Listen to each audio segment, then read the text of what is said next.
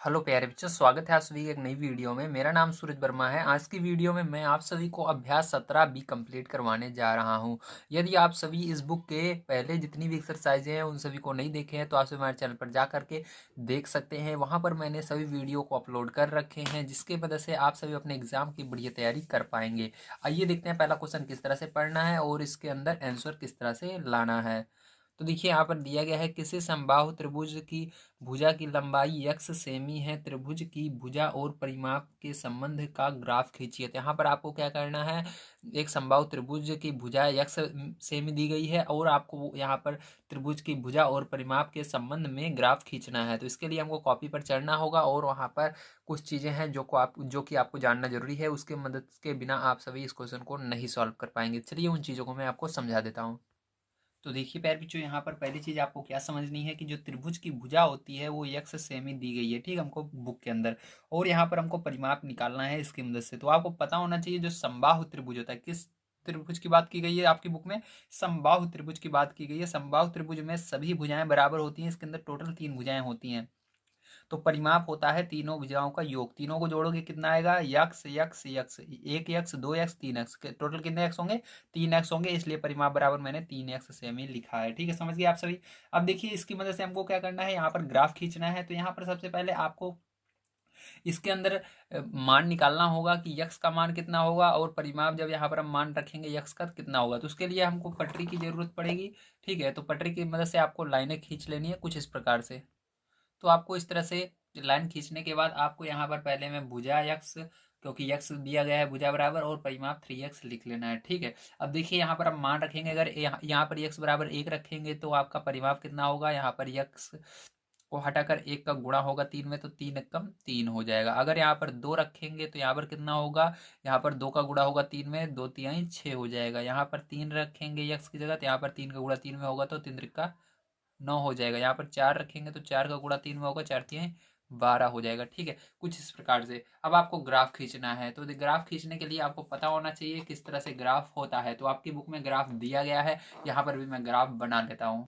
तो देखिए आपको इस तरह से 2 लाइनें खींचनी है। और यहाँ पर आप सोच रहे होंगे कि भुजा किधर लिखें, इधर लिखें या इधर। तो मैं आपको बता देता हूँ, भुजा जो होती है, जो ऊपर जो छोटे छोटे मान रहते हैं, देखिए जैसे ये 4 तक ही है, ठीक है, तो इसको नीचे लिखेंगे। जो आपके बड़े रहते हैं, जैसे यहाँ पर देखिए 3 से 12 तक है, तो ये और आगे जा सकता है, हो सकता है ये आपका और कुछ आ सकता था। ठीक है, यहाँ पर मान रखने पर अगर यहाँ पर कुछ और होता 3 की जगह, तो जो बड़े बड़े मान आते हैं उनको इस लाइन पर दर्शाया जाता है। ठीक है, तो चलिए अब हम यक्स अक्ष पर किसको दर्शा देते हैं, भुजा को।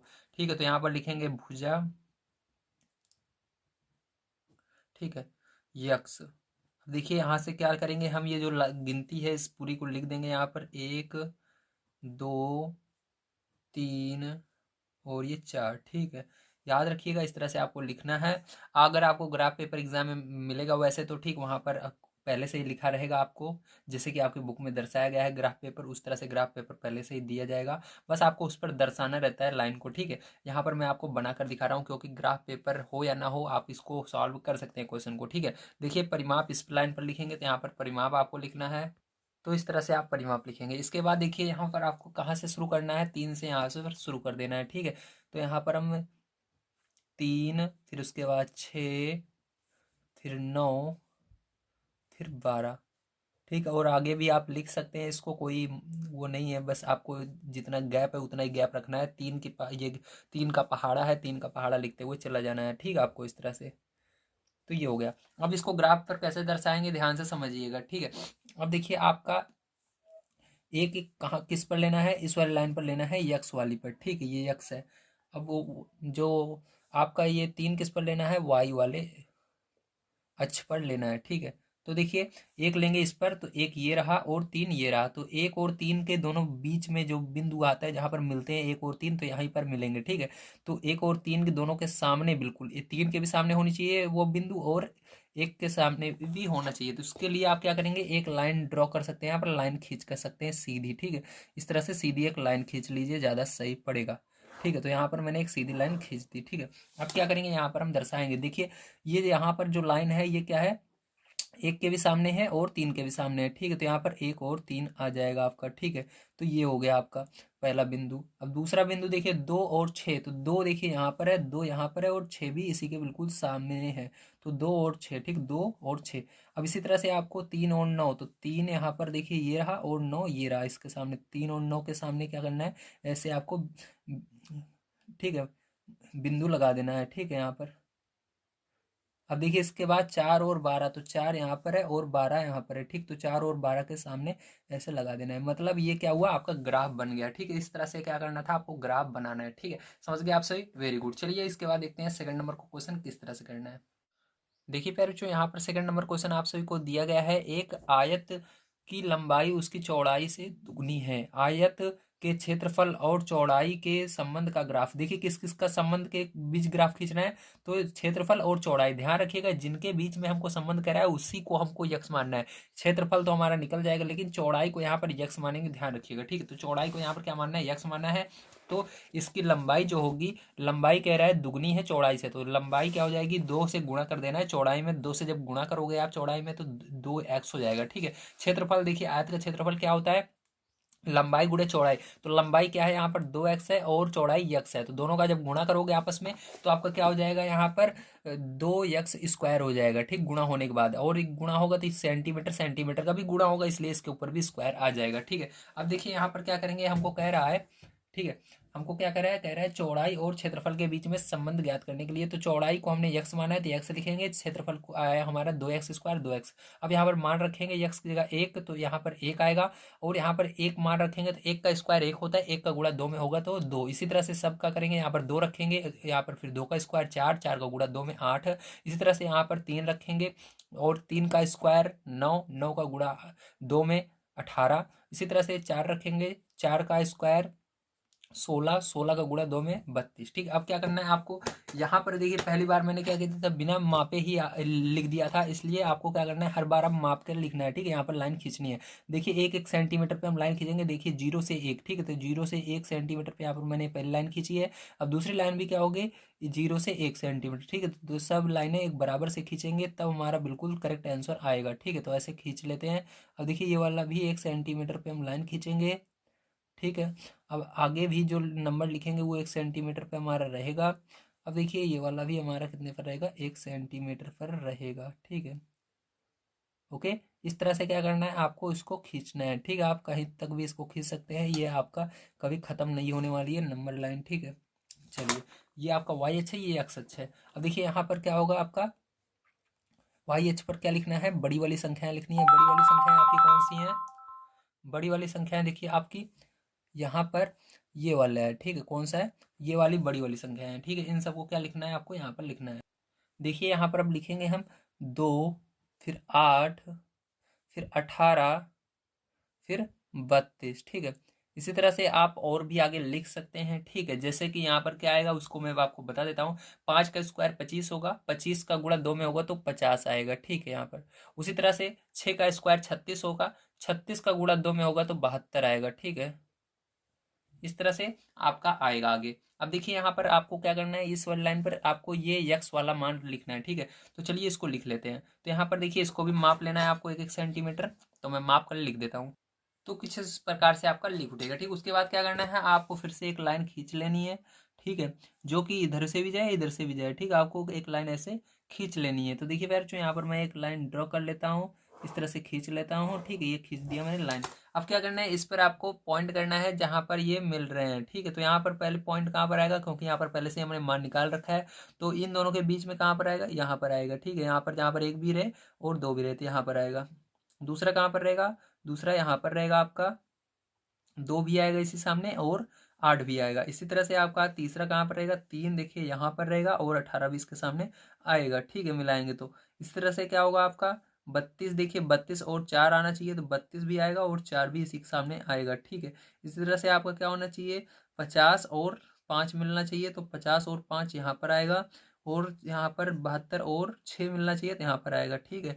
थोड़ा सा आप लाइन को इस तरह से बनाएंगे ज़्यादा सही पड़ेगा। मैंने ज़्यादा सीधी बना ली है, इसलिए आपको थोड़ा सा लग रहा होगा कि ये थोड़ा सा आगे पीछे हो रहा है, ये जो है यहाँ पर आ रहा है बीच में, ठीक है। थोड़ा सा इस लाइन को ऐसे बनाना है आपको, ठीक है। इस तरह से देखिए ऐसे बना देना है, ठीक है। समझ गए आपसे, इस तरह से बनाइएगा, ज़्यादा मैंने सीधा बना दिया इसको, ओके। अब देखिए इसको देखते हैं, इसके अंदर तीसरा नंबर क्वेश्चन किस तरह से करना है प्यारे बच्चों। तो देखिए पहले जो तीसरा नंबर क्वेश्चन आप सभी को दिया गया है, 200 रुपये का 3% वार्षिक ब्याज की दर से साधारण ब्याज और वर्षों में समय के संबंध का ग्राफ खींचिए। ठीक है, तो आपको इसके अंदर क्या करना है, साधारण ब्याज और वर्ष कितने वर्ष में साधारण ब्याज बढ़ रहा है उसके बीच में क्या करना है, ग्राफ खींचना है। तो यहाँ पर देखिए साधारण ब्याज मैंने निकाल लिया है। ठीक है, आपको ताकि ये क्वेश्चन हमारा बड़ा ना हो। हालांकि आपसे साधारण ब्याज निकालना नहीं जानते हैं तो इस बुक के अंदर आपको पढ़ाया गया है।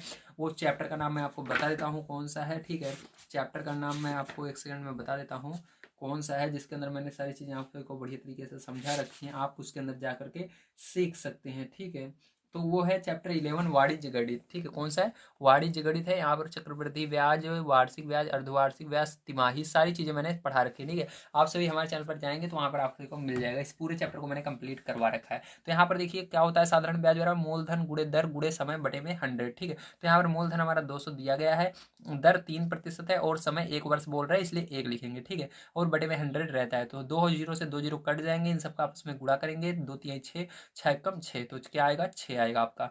तो यहाँ पर साधारण ब्याज क्या है, 6 आया। ठीक है, अब ये 6 किस में है, रुपए में आया है, ध्यान रखिएगा किस में है, रुपए में। अब देखिए यहाँ पर हम ग्राफ खींचेंगे इसी की मदद से समय और साधारण ब्याज के बीच में। ठीक है, तो ये तो 1 वर्ष का आया, कितने वर्ष का आया, 1 वर्ष का साधारण ब्याज 6 रुपये बन रहा है। ठीक है, अब इसी तरह से हमको 2 वर्ष का, 3 वर्ष का, 4 वर्ष का ऐसे निकालना है। चलिए अब चलते हैं और उसको हम निकालते हैं। देखिए यहाँ पर आपको वर्ष और ये नीचे साधारण ब्याज लिखना है। ठीक है, तो 1 वर्ष का कितना हो रहा है, 6 हो रहा है, तो आपका 2 वर्ष का कितना होगा, 2 का इसके अंदर 6 के अंदर गुणा कर दीजिएगा तो 6 दूनी 12 हो जाएगा। इसी तरह से 3 वर्ष का कितना होगा, 3 के अंदर 6 का गुणा कीजिएगा तो 3 छंग 18 हो जाएगा।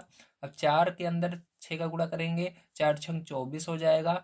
और 5 वर्ष का 5 के अंदर 6 का गुणा करेंगे, 5 छंग 30 हो जाएगा। ठीक, तो इस तरह से आपको साधारण ब्याज निकालना है। अब देखिए यहाँ पर ग्राफ खींचेंगे और उस पर हम इसको दर्शाएंगे।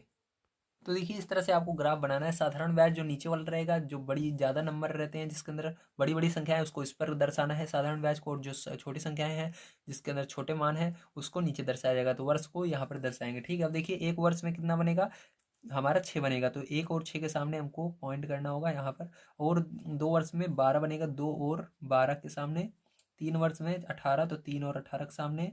उसी तरह से 4 वर्ष में 24, तो 24 के सामने। इसी तरह से 5 वर्ष में 50, तो 50 सॉरी 30 के सामने। ठीक है, तो इस तरह से आप अगर दर्शा देते हैं तो आपका आंसर बिल्कुल सही हो जाता है। ठीक है, तो चलिए इसके बाद देखते हैं हम अपना 4 नंबर क्वेश्चन किस तरह से करना है। देखिए 4 नंबर क्वेश्चन आप सभी को दिया गया है, एक बस 1 घंटे में 40 किलोमीटर की दूरी तय करती है। बस द्वारा चली गई दूरी और समय के संबंध का ग्राफ खींचिए। तो ये वाला क्वेश्चन बहुत आसान है, देखने में बहुत कठिन लग रहा होगा, इसको बहुत आसान से हम करेंगे। चलिए कॉपी पर चलते हैं और इसके अंदर क्या करते हैं, दूरी और समय के बीच में सबसे पहले निकालते हैं कि कितनी दूरी में कितना किलोमीटर बस चलेगी, उसके बाद ही हम ग्राफ खींच सकते हैं। तो देखिए इस तरह से आपको बनाना है। आपकी बुक में दिया गया है समय 1 घंटे में बस कितनी दूर चल रही है, तो समय 1 घंटा, दूरी कितनी चल रही है, 40 किलोमीटर चल रही है, तो 40 लिख देना है। ठीक है, अब 2 घंटे में कितना चलेगी, तो 40 के अंदर 2 का गुणा करोगे तो 80 किलोमीटर चलेगी। इसी तरह से 3 का गुणा 40 में करोगे तो आपका दूरी निकल कर आ जाएगी, 120 किलोमीटर चलेगी। 4 घंटे में कितना चलेगी, 4 चौक 16 यानी जीरो लगा दोगे, 160 किलोमीटर चलेगी। 5 घंटे में 5 चौक 20 और जीरो लगा दोगे, पीछे है इसके, तो 200 किलोमीटर चलेगी। ठीक, इस तरह से आपको निकालना था। अब यहाँ पर ग्राफ हम बनाने वाले हैं, चलिए ग्राफ बनाते हैं। तो देखिए यहाँ पर मैंने ग्राफ बना लिया है। ये आपका समय नीचे है और ये दूरी है। ठीक है, ये लाइन थोड़ा सा बाहर आ गई है, आपकी बाहर नहीं आनी चाहिए। ठीक है, यहाँ पर लाइन ध्यान रखिएगा। अब देखिए यहाँ पर क्या करेंगे हम, अब यहाँ पर 1 किलोमीटर में 40 चल रही है, तो 1 और 40 के, जो 1 को और 40 को मिलाएगा जो जहाँ पर ये रेखा, वहीं पर हम बिंदु बनाएंगे। ठीक, तो यहाँ पर ये दोनों मिलेंगे आकर के। इसी तरह से 2 और 80 कहाँ पर मिलेंगे, यहाँ पर मिलेंगे।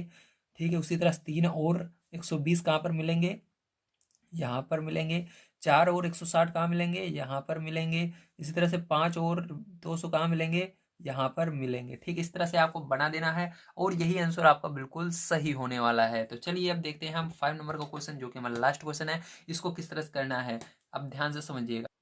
देखिए 5 नंबर क्वेश्चन आप सभी को दिया गया है, एक साइकिल सवार द्वारा नियत समय अंतराल में तय की गई दूरी का निम्नवत दूरी समय ग्राफ देखकर निम्नांकित प्रश्नों का उत्तर दीजिए। ए, समय 2 बजे, कॉमा 3 बजे, कॉमा 4 बजे, कॉमा 5 बजे यात्रा की प्रारंभिक स्थिति से दूरी बताइए।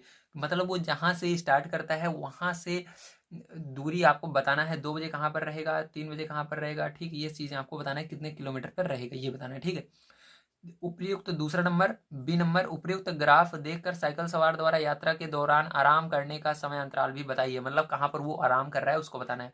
तो हालांकि इसके अंदर एक ग्राफ आपको दिया गया है, लेकिन ये ग्राफ गलत है, ठीक है, इसका नहीं है। इसके अंदर आपको दूसरा ग्राफ बनाना होगा, तो मैं आपको बनाकर दिखा रहा हूँ। ये ग्राफ इसका नहीं है, ध्यान रखिएगा। देखिए प्यारे बच्चों, ये आपका लास्ट क्वेश्चन है 5 नंबर का, और इसका ग्राफ कुछ इस प्रकार से होगा, ध्यान से समझिएगा। यहाँ पर 1 किलोमीटर ये आपका है समय, 1 2 3, और ये किलोमीटर है, ठीक है, 1 2 3 4 5 इस तरह से। अब देखिए इसके अंदर आपको क्या बताना है 2 बजे साइकिल सवार द्वारा तय की गई दूरी कहाँ पर होगी। तो 2 बजे वो 2 किलोमीटर तय कर लेता है, ठीक है। तो यहाँ पर कहाँ पर होगा, वो 2 किलोमीटर पर होगा, 2 किलोमीटर, ठीक है। चलिए अब देखिए उसके बाद 3 बजे वो कहाँ पर होगा, इसको बताना है। 3 बजे देखिए, 3 बजे भी वो कहाँ पर है, 2 किलोमीटर पर ही है, ठीक है। तो 2 किलोमीटर 3 बजे भी। चलिए इसके बाद 4 बजे कहाँ पर होगा, 4 बजे 3 किलोमीटर पर होगा, ठीक, क्योंकि ये उसने आराम किया है 2 बजे से लेकर 3 बजे तक आराम किया है उसने, ठीक है। तो इसलिए वो 2 बजे भी 2 किलोमीटर पर ही था, वहीं पर आराम कर रहा था, वहीं पर पहुंचा, उसके बाद 1 घंटे आराम किया 3 बजे तक, ठीक है। उसके बाद चला 3 बजे वो कहाँ, 4 बजे कहाँ पर पहुंचा, 3 बजे तो 2 किलोमीटर पर ही था, 4 बजे वो कहाँ पहुंचा, 3 किलोमीटर पर पहुंचा, कहाँ पर पहुंचा, 3 किलोमीटर, ठीक है। उसी तरह से अब वो 5 बजे कहाँ पर पहुंचेगा, 5 बजे 4 किलोमीटर पर पहुंचेगा, एक कम हो जाएगा क्योंकि 1 घंटे उसने आराम किया, इसलिए 1 किलोमीटर कम हो गया, ठीक है। यहाँ पर 4 किलोमीटर हो गया। अब देखिए यहाँ पर आगे आपसे पूछ रहा है यात्री द्वारा आराम करने का समय अंतराल बताओ। तो यात्री ने कब आराम किया था, यात्री ने 2 बजे से 3 बजे तक आराम किया, 2 बजे से 3 बजे के बीच में, ठीक। तो लिखेंगे 2 बजे से 3 बजे तक, ठीक है। कब आराम किया, 2 बजे से 3 बजे तक आराम किया, ठीक है। तो प्यारे बच्चों आप सभी को समझ में आया होगा किस तरह से इस एक्सरसाइज के सभी क्वेश्चनों को करना था। उम्मीद है आप सभी को इसके बाद कोई भी समस्या नहीं आएगी इस एक्सरसाइज में। आज की वीडियो में मैंने आप सभी को जो आपकी एक्सरसाइज 17 बी थी उसको पूरा कंप्लीट करवा दिया है। आगे की एक्सरसाइज देखने के लिए आप इस वीडियो पर क्लिक कर सकते हैं। अगर आप सभी प्लेलिस्ट चाहते हैं तो इस प्लेलिस्ट पर क्लिक करके हमारे सभी वीडियोस को देख सकते हैं। वीडियो देखने के लिए धन्यवाद। आप सभी का दिन शुभ हो। Thank you very much.